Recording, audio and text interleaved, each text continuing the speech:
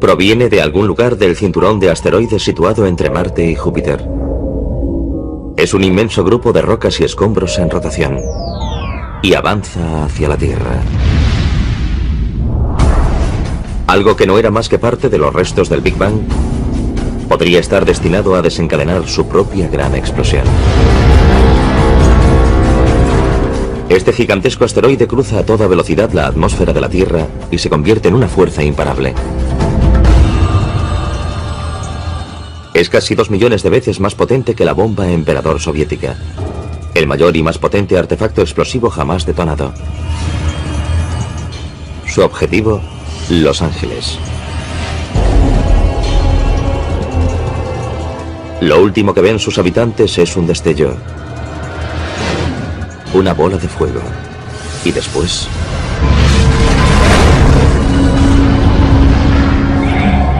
Si este asteroide fuese tan grande como cabe imaginar, un asteroide de 10 kilómetros, estaríamos hablando de un cráter casi 10 veces mayor.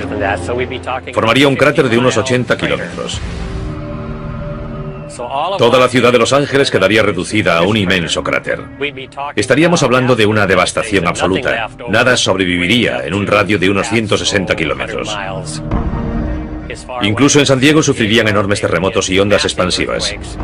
Los vientos lo arrasarían todo en 300 kilómetros a la redonda. Ningún ser vivo sobreviviría en un radio de unos 1600 kilómetros. Y eso solo tras el impacto inmediato. A continuación volvería a caer sobre el planeta una gran cantidad de restos. Sería como ver un árbol de Navidad con muchos adornos saliendo despedidos en todas las direcciones. Y después se verían enormes incendios. Arderían enormes zonas del planeta que liberarían aún más hollín y ceniza en el aire que ocultarían la luz del sol. Después, las temperaturas caerían en picado y tal vez se extinguiría toda forma de vida.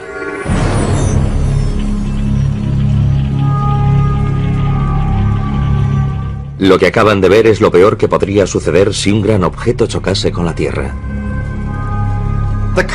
Podríamos decir que los asteroides que pueden extinguir la mayor parte de la vida en la Tierra, la mayoría de las especies, aparecen cada 100 millones de años aproximadamente.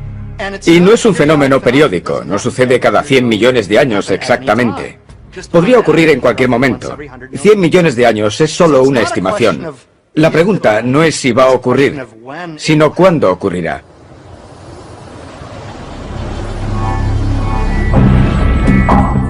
La Tierra recibe impactos de asteroides y cometas desde el mismo momento de su creación. Poco tiempo después de su formación, hace unos 4.500 millones de años, nuestro planeta se convirtió en un blanco frecuente, una especie de galería de tiro cósmica. Los asteroides y los cometas trajeron a la Tierra primitiva la mayor parte de los materiales orgánicos y el agua que hicieron posible el origen de la vida. Otras colisiones posteriores, como la que acabó con los dinosaurios hace 65 millones de años, influyeron en la evolución, permitiendo que la especie más adaptable, nosotros, alcanzásemos la cumbre de la cadena alimentaria. Por lo tanto, casi debemos nuestra propia existencia a estos objetos amenazadores. Según la base de datos de impactos terrestres, se han identificado más de 160 cráteres de impacto. El mayor es el de Chicxulub, que en lenguaje maya significa la cola del diablo. Este cráter, de más de 175 kilómetros de diámetro, fue hecho por el asteroide que acabó con los dinosaurios tras caer frente a la península del Yucatán en México. Esta base de datos también incluye el cráter del meteorito Barringer, situado en el norte de Arizona, y que hoy es una atracción turística.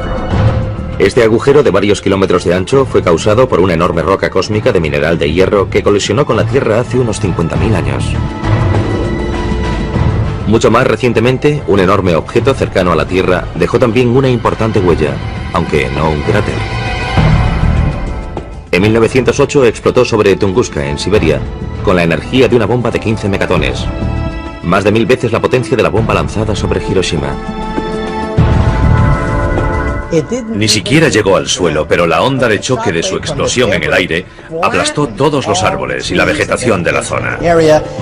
Fue como si una gigantesca mano bajase del cielo para aplastar todos los bosques y los árboles. Esa fue la magnitud de la devastación de Tunguska. Si lo sucedido en Tunguska hubiese ocurrido sobre Moscú, Nueva York o Los Ángeles, la devastación habría sido catastrófica. Habría destruido por completo esa ciudad y una amplia zona en torno a ella. Las probabilidades de que se repita lo sucedido en Tunguska son escasas. Quizás suceda una vez cada 500 años. Pero es un posible desastre que no podemos permitirnos ignorar. Por eso la NASA creó el programa de objetos cercanos a la Tierra en el Laboratorio de Propulsión a Chorro. Su misión es encontrar los asteroides que representan una amenaza mayor para la Tierra. El primer paso para detener el Armagedón. Una estimación de 32,08 posiblemente. Cuando me preguntan sobre los aspectos más importantes del programa de objetos cercanos a la Tierra, siempre señalo 3. Encontrarlos pronto y encontrarlos pronto. Porque si logramos encontrarlos 10, 20 o 30 años antes de que surja algún problema, podremos desarrollar la tecnología para mitigar su amenaza. El programa de objetos cercanos a la Tierra utiliza a tiempo completo 5 telescopios situados en el sudoeste americano y otros puntos del planeta. Rastrean el cielo en busca de asteroides, especialmente aquellos que miden al menos 1 kilómetro de diámetro. El impacto de un asteroide de ese tamaño podría causar estragos en toda la Tierra. Podemos comparar la búsqueda de estos asteroides con el proceso de averiguar dónde caerá una pelota de golf una vez golpeada.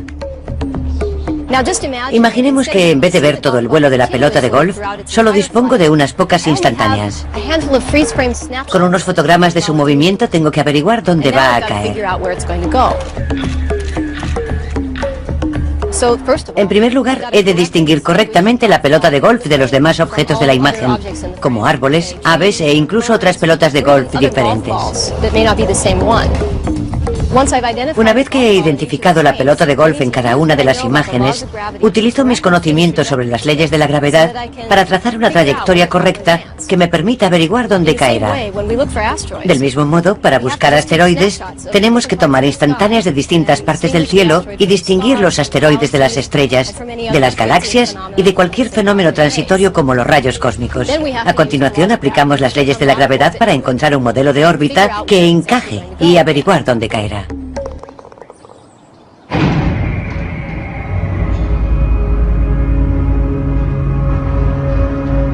Ningún telescopio del programa de objetos cercanos a la Tierra ha encontrado más asteroides que los del Linear, siglas en inglés del programa Lincoln de búsqueda de asteroides cercanos a la Tierra.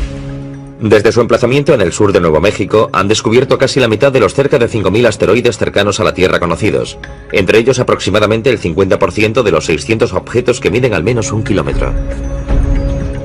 Este es uno de los telescopios que usamos para rastrear asteroides con el programa Linear. No es grande según el estándar astronómico, tiene una apertura de 1 metro, pero el secreto de su sensibilidad reside en el cuadro azul que vemos en la parte inferior. Es un dispositivo acoplado por carga fabricado para buscar con gran sensibilidad en una zona amplia. La combinación del telescopio y el dispositivo nos permite alcanzar una sensibilidad 1 millón de veces superior a la del ojo humano. Este es el aspecto del cielo visto por los telescopios del programa Linear.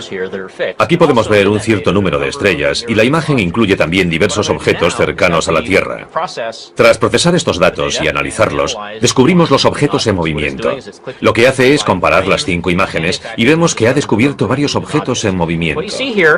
Los que tienen este aspecto son asteroides del cinturón principal, situado entre Marte y Júpiter. No representan ninguna amenaza, pero también encontramos otros que son muy diferentes. Este va en sentido opuesto al cinturón principal y mucho más rápido. Este parece ir a su encuentro. Son objetos cercanos a la Tierra y de hecho son 2 de los que descubrió el programa Linear. El programa Linear envía sus datos al Centro de Planetas Menores en Cambridge, Massachusetts, el centro de referencia en la búsqueda de objetos cercanos a la Tierra. La función del centro es relacionar las nuevas observaciones de objetos cercanos a la Tierra con las ya existentes y ajustar las órbitas de los objetos cercanos a la Tierra en general. Con esas órbitas, otros grupos pueden realizar observaciones físicas utilizando telescopios para determinar el tamaño real de esos objetos. El Centro de Planetas Menores considera que un asteroide es potencialmente peligroso si su órbita lo sitúa a menos de 8 millones de kilómetros de la Tierra. estaría demasiado cerca para nuestra tranquilidad cósmica y sin duda merecería entrar en la escala de Turing, una guía que los científicos utilizan para evaluar el nivel de amenaza que representa un asteroide. Es una escala del 0 al 10. 10 es la destrucción absoluta y 0 que hay muy poca o nula probabilidad de algún tipo de impacto. La calificación más alta que un objeto ha recibido hasta la fecha en la escala de Turing ha sido la de un asteroide llamado Apophis. Apophis fue bautizado con el nombre del dios egipcio de la destrucción y en cierto momento fue clasificado con un 4 en la escala de Turing. En las semanas siguientes a su descubrimiento en diciembre de 2004, hubo una temporada en la que parecía tener un 2,7% de probabilidades de chocar con la Tierra en 2029. Es una probabilidad entre 37, una probabilidad propia de la ruleta, no de la lotería. En ese momento todo el mundo empezó a prestar una atención especial a Apophis como una posible amenaza en 2029. Apophis mide unos 270 metros de largo y tiene la energía de una bomba de 500 megatones, suficiente para destruir una gran ciudad o causar un tsunami devastador. En 2029, Apophis estará más cerca de la Tierra que el satélite que le permite ver este programa.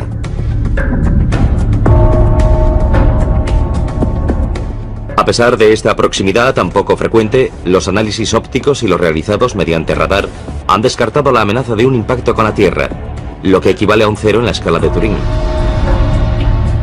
Sin embargo, la órbita de Apophis podría cruzar una zona que la modificase.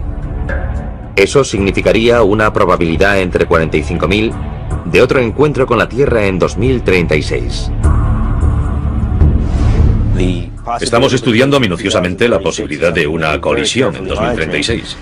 Sin embargo, tendremos dos magníficas oportunidades de observar a Apophis. Una en torno al año 2013 y otra en torno al año 2021. Estamos bastante seguros de que entonces podremos descartar la posibilidad de un impacto. En el caso improbable de no poder descartar la posibilidad de un impacto, aún dispondríamos de mucho tiempo para evitar la colisión mediante alguna forma de mitigación. El siguiente paso para detener el Armagedón es adoptar una medida de mitigación. ¿Cómo podemos evitar que Apophis o cualquier otro gran asteroide choque con la Tierra y cause una enorme devastación? La respuesta más obvia podría ser también la peor opción de todas.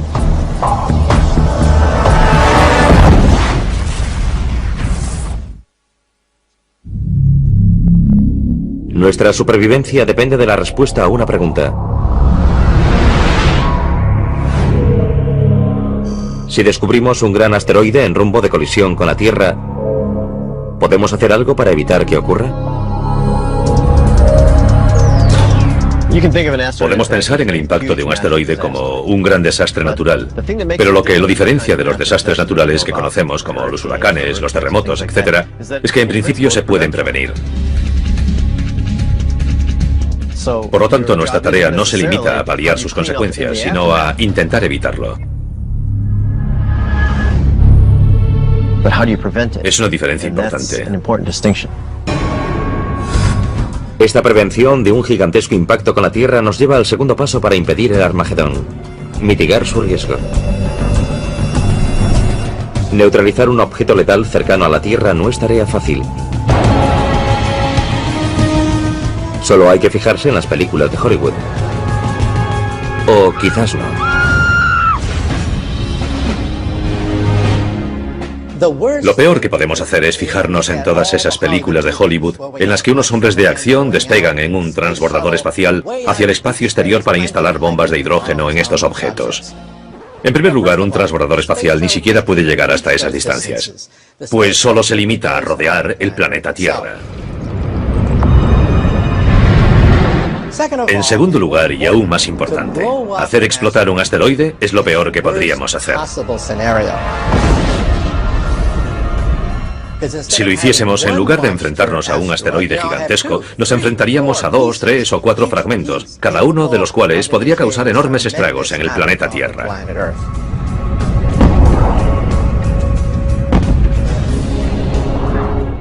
Si fuese un objeto grande y dispusiésemos de tiempo suficiente, podríamos intentar hacerlo explotar con la esperanza de que sus restos, o la mayor parte, no alcanzasen la Tierra.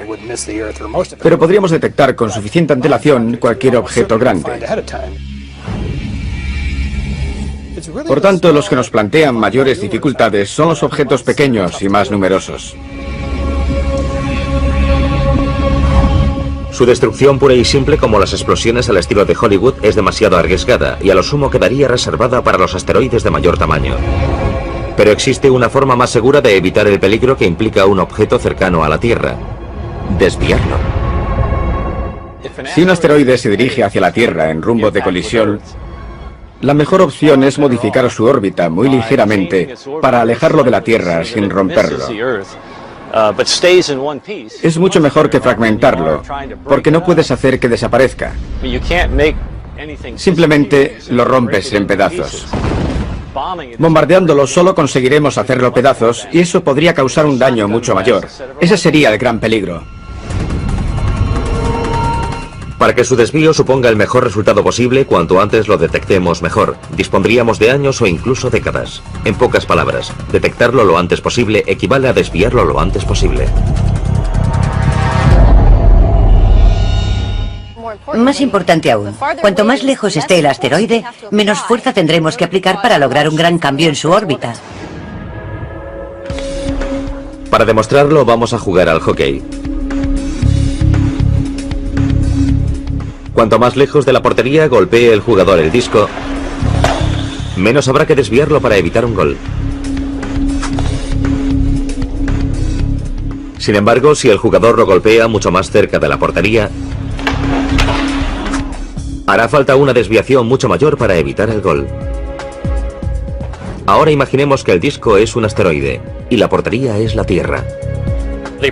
La mejor opción sería desviar el asteroide modificando su velocidad. Si podemos hacerlo con suficiente antelación, por ejemplo 10 años, solo necesitaremos cambiar su velocidad menos de 1 centímetro por segundo.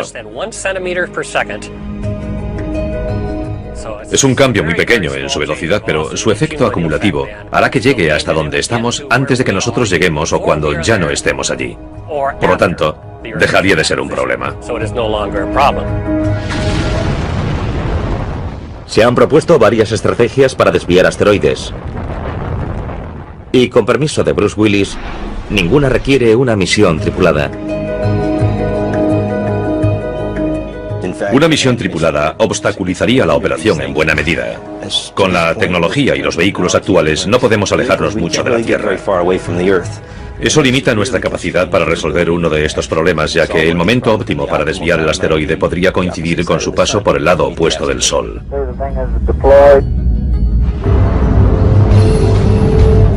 Una estrategia de desviación propuesta por investigadores franceses aboga por hacer que un asteroide que no represente una amenaza choque con el que se dirija hacia la Tierra y lo desvíe. Denominan esta estrategia asteroide contra asteroide.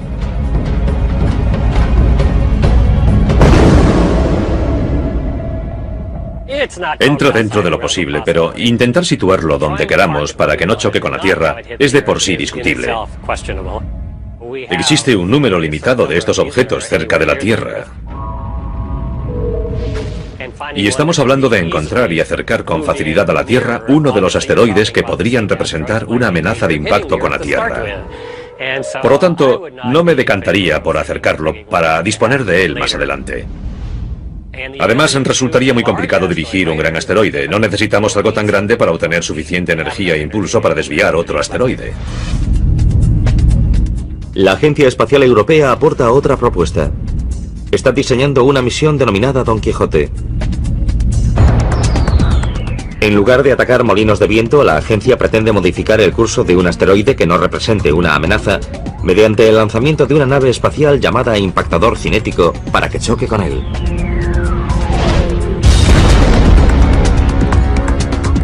La opción del impactador cinético es la primera que tendría en cuenta. Es muy simple y sencilla, y al menos nos ofrecerá algún resultado. Un efecto mínimo con el que podamos contar. Podemos lanzar algo lo bastante grande, con la velocidad suficiente, con un plazo de, digamos, 10 o 20 años, para desviar un asteroide de hasta varios cientos de metros.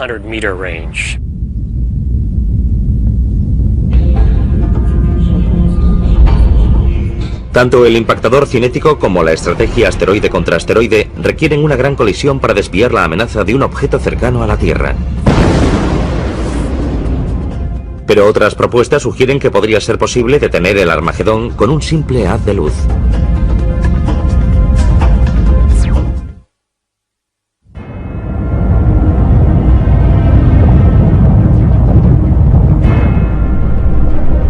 Hay varias formas de impedir el Armagedón. Hay quien propone un enorme impacto repentino que consiga que el asteroide abandone su rumbo de colisión con la Tierra.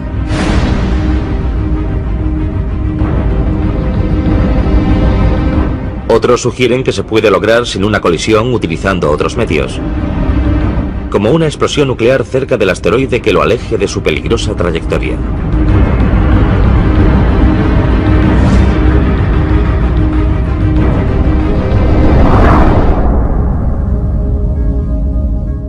Lo haríamos detonar a poca distancia de la superficie. Su principal efecto sería energético. Es de esperar que en forma de neutrones que al atravesar la superficie calentarían el meteorito y harían saltar fragmentos de su superficie. Se trataría de un área bastante grande, lo que disminuiría la probabilidad de romperlo.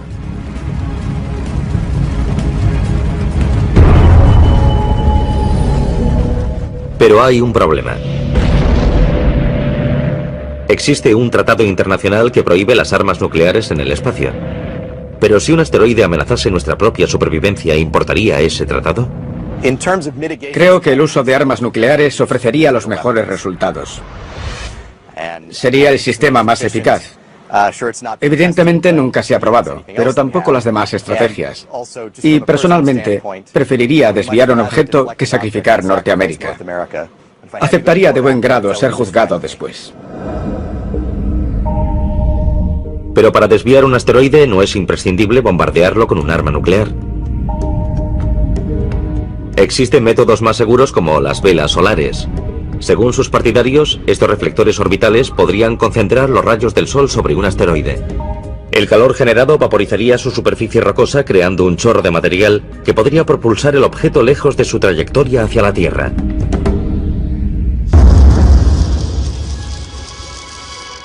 También podríamos utilizar rayos láser.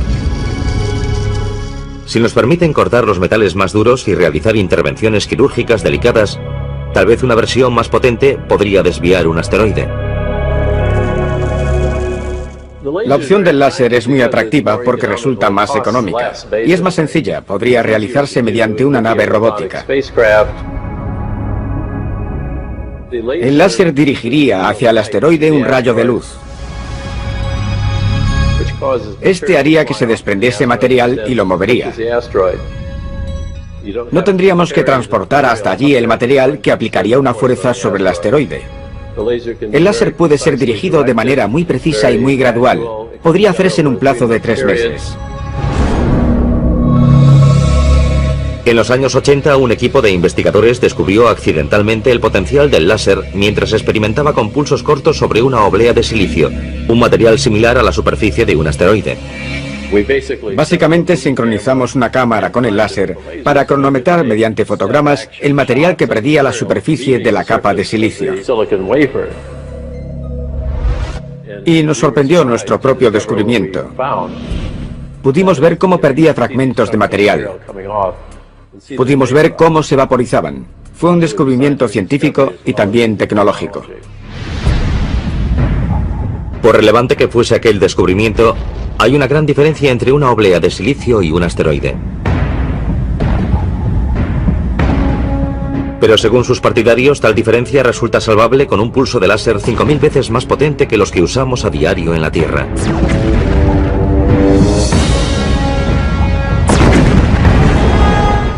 Este superláser, alimentado por cohetes y paneles solares, podría situarse a 5 kilómetros de un asteroide y desviarlo utilizando una serie de pulsos cortos en lugar de uno continuo.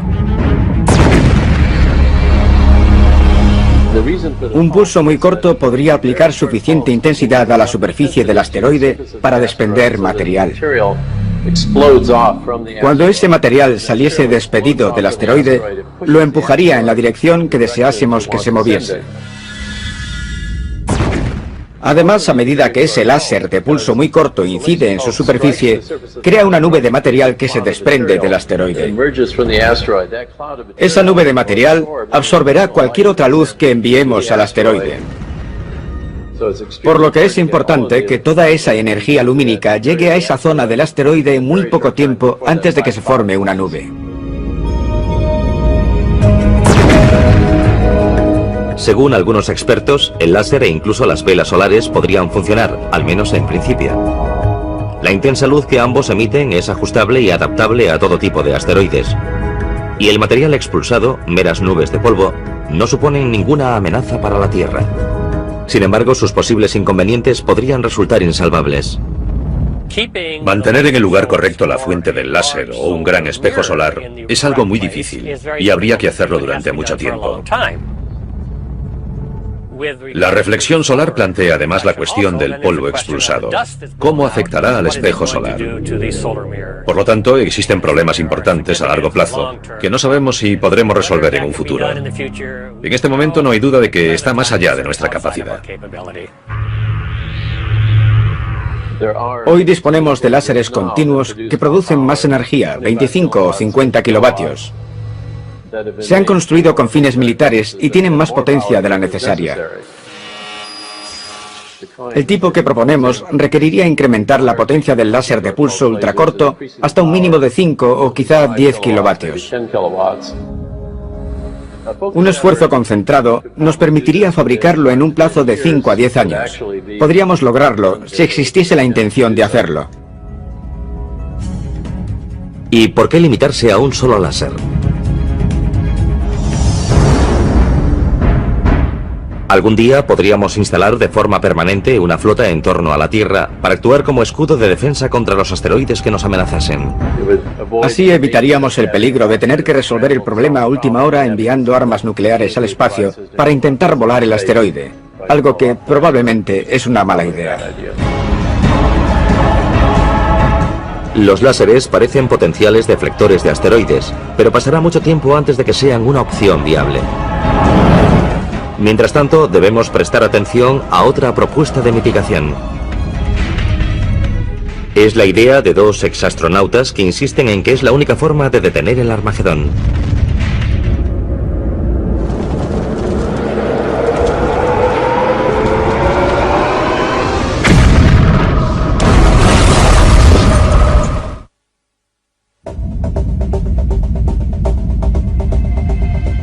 De todas las propuestas para impedir el Armagedón, el dispositivo más efectivo podría ser el denominado tractor gravitatorio.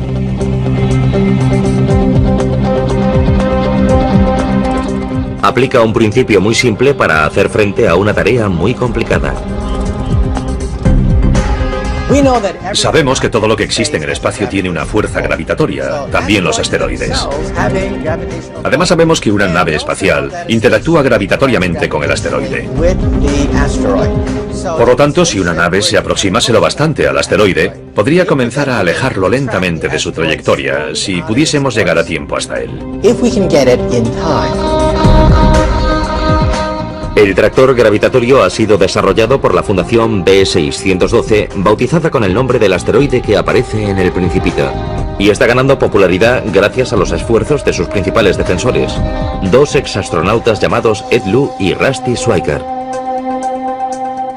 El concepto de tractor gravitatorio se basa en una desviación muy débil pero muy precisa. Por eso no recomendamos su uso para lo que denominamos desviación principal. Su objetivo es que el asteroide no se dirija hacia la Tierra.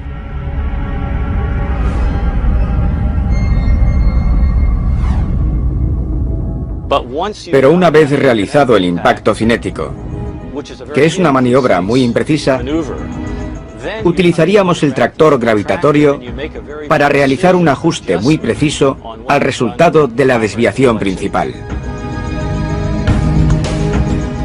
El tractor gravitatorio es uno de los pocos mecanismos de desviación de asteroides que resulta realista.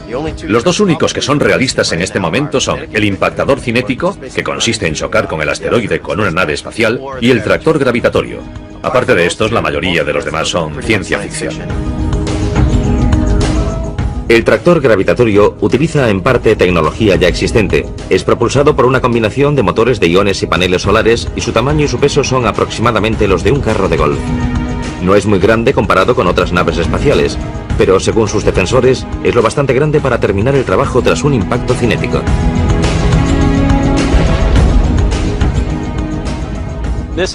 El asteroide estaría girando sobre uno de sus ejes o de algún otro modo. Llegaríamos con el tractor gravitatorio y lo situaríamos aquí si quisiésemos arrastrarlo en esta dirección. Aunque el asteroide estuviese girando, no llegaría a tocarlo. Nos limitaríamos a situarlo delante de él si queremos empujarlo en esa dirección y ahí permanecería. Digamos que el asteroide tiene 90 metros de diámetro. Entonces nos situaríamos a 75 metros del centro de gravedad del asteroide aproximadamente. En otras palabras, a una distancia aproximada de 1,5 veces el radio del asteroide. Impediríamos que nos atrajese la gravedad del asteroide. Dirigiríamos los propulsores del motor de iones hacia un lado para no hacerlo explotar.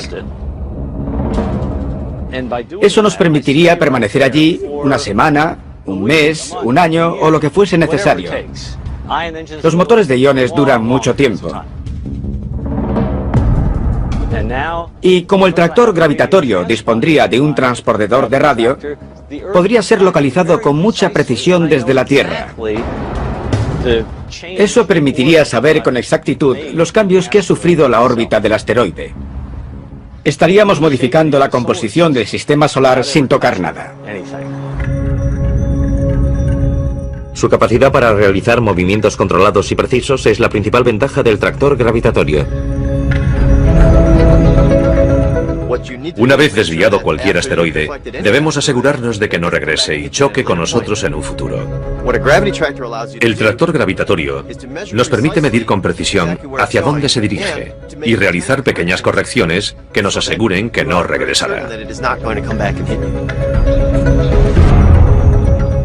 A pesar de esta ventaja, el principal inconveniente del tractor gravitatorio es su poca fuerza. Quizá demasiado poca para afectar a un asteroide realmente grande. Para ser efectivo, el tractor gravitatorio necesita mucho tiempo y que el asteroide sea pequeño. Tendría que ser mucho más pequeño que 1 kilómetro. Tal vez 150 o 300 metros.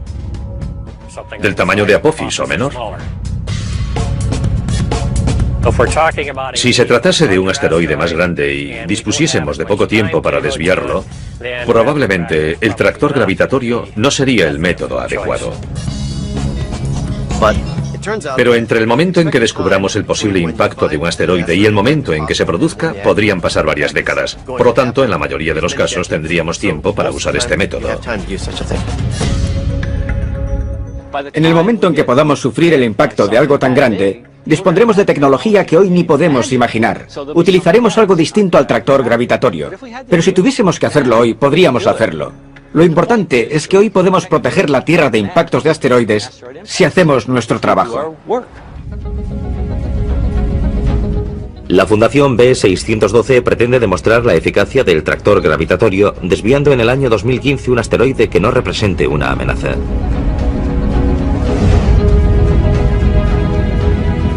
Si descubrimos que un asteroide puede chocar con la Tierra y decidimos desviarlo, ese no sería un buen momento para realizar un vuelo de prueba.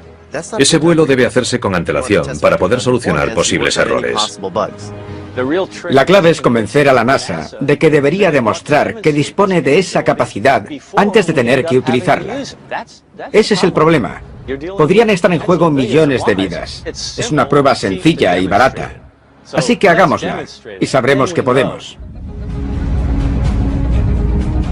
Esto nos lleva al tercer y último paso para detener el Armagedón. ¿Quién decidirá qué hacer y cuándo hacerlo si un asteroide se dirige hacia nosotros?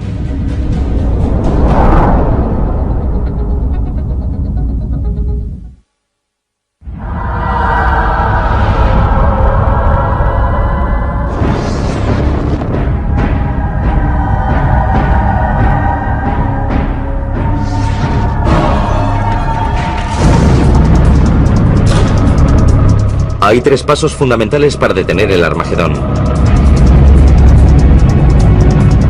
Los 2 primeros comprenden la detección del asteroide y la mitigación del riesgo que implica.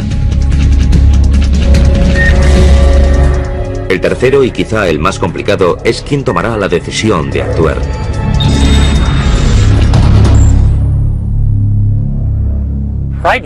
Si en este momento descubriésemos que algo se acerca, seguramente correríamos de un lado para otro sin lograr hacer nada a tiempo. Creo que deberíamos disponer de alguna especie de manual que nos diga qué hacer cuando el asteroide se aproxime. La urgencia de responder a esta pregunta aumenta a medida que disponemos de mayores y mejores telescopios como el Pan-STARRS, acrónimo en inglés del Telescopio de Vigilancia Panorámica y Sistema de Respuesta Rápida. Es un proyecto de la Universidad de Hawái que podría revolucionar la búsqueda de objetos cercanos a la Tierra.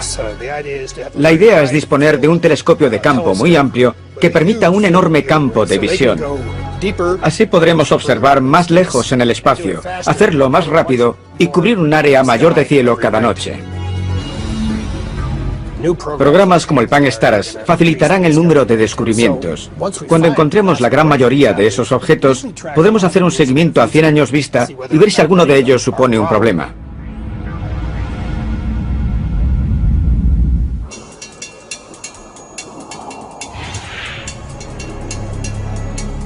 Algunos expertos han pronosticado que en los próximos 10 o 20 años podríamos descubrir 1 millón de nuevos objetos cercanos a la Tierra. A eso hay que sumar los más de 5.000 que ya hemos encontrado. Incluso con este aumento exponencial, seguirá siendo posible que un objeto espacial, tal vez un cometa, pueda evadir la detección y chocar con la Tierra. Los cometas pueden surgir de la nada. Proceden de los rincones más lejanos del sistema solar, y cuando alguno llegue, podríamos disponer solo de un par de años o menos para preparar un intento de desviarlo. No sabemos con certeza que no hay ningún cometa viniendo hacia nosotros. Pero los cometas no suelen acercarse a nuestro planeta. Estamos bastante seguros de que son los asteroides los que suponen el principal peligro para la Tierra. Podríamos ser golpeados por un asteroide del que no tenemos constancia. Muchos seguimientos están orientados a la búsqueda de grandes asteroides de más de 1 kilómetro. Nos interesan especialmente objetos de unos 150 metros de los que hemos encontrado solo un pequeño porcentaje. El seguimiento de esos objetos potencialmente peligrosos tendrá que incrementarse en un futuro. Por ahora, no existen protocolos sobre las medidas a tomar, cuándo actuar y quién tomará esas decisiones en el caso de un impacto inminente con la Tierra. ¿Quién tiene la autoridad y la capacidad de proteger la Tierra? El protocolo actual de la NASA es encontrarlos, hacer un seguimiento y clasificarlos. ¿De qué están compuestos? ¿Cómo se forman? Todavía no cuentan con un protocolo de mitigación. Parece lógico pensar que el impacto de un asteroide sería un problema internacional. Así que será necesaria cierta cooperación internacional para decidir quién hará algo y cuándo lo hará. Las decisiones internacionales son muy lentas. Creo que es importante que los países se reúnan y discutan un protocolo sobre cómo se tomaría una decisión así. Si esas discusiones se posponen hasta que descubramos uno, quizá las discusiones ocupen el tiempo en el que deberían hacer algo. La buena noticia es que esto podría unir a los pueblos del mundo en torno a algo que nos afecta a todos y que podríamos resolver trabajando juntos. Es un riesgo que afecta a todo el planeta, no solo a un país y no solo a las naciones que disponen de un programa espacial. Si la responsabilidad recae sobre estas naciones, ¿quién pagará por ello? ¿Quién dirá qué hay que hacer? ¿Quién tomará la responsabilidad? Estamos trabajando con las Naciones Unidas para que estén listas para tomar decisiones rápidas. En 2009, la Asociación de Exploradores del Espacio, una organización internacional de personas que han volado al espacio, presentará recomendaciones ante las Naciones Unidas para que la Tierra se prepare para posibles impactos. Será un primer paso. Hasta entonces, las opiniones de estos expertos son la opinión más fundada sobre el tema. Tenemos que pensar que esto es algo importante para la Tierra e importante para los niños. Es importante para las generaciones futuras, y en este momento tenemos la voluntad de preparar y aportar las herramientas necesarias para que en caso de que surja una amenaza más adelante, dispongamos de los recursos, la capacidad y los conocimientos necesarios para resolver esa amenaza. Podría suceder algo parecido a lo ocurrido en Tunguska, algo que podría arrasar una ciudad entera, similar a una bomba nuclear. Sin embargo, en una escala de millones de años, quizá 50 millones de años, existe la posibilidad de un impacto que cause la extinción de la vida. Lo más prudente es avanzar hoy mismo, porque nadie sabe cuándo se producirá el próximo impacto. Todo lo que sabemos es que algún día sucederá. No me preocupa un posible impacto en un futuro próximo. Conozco las probabilidades y son escasas.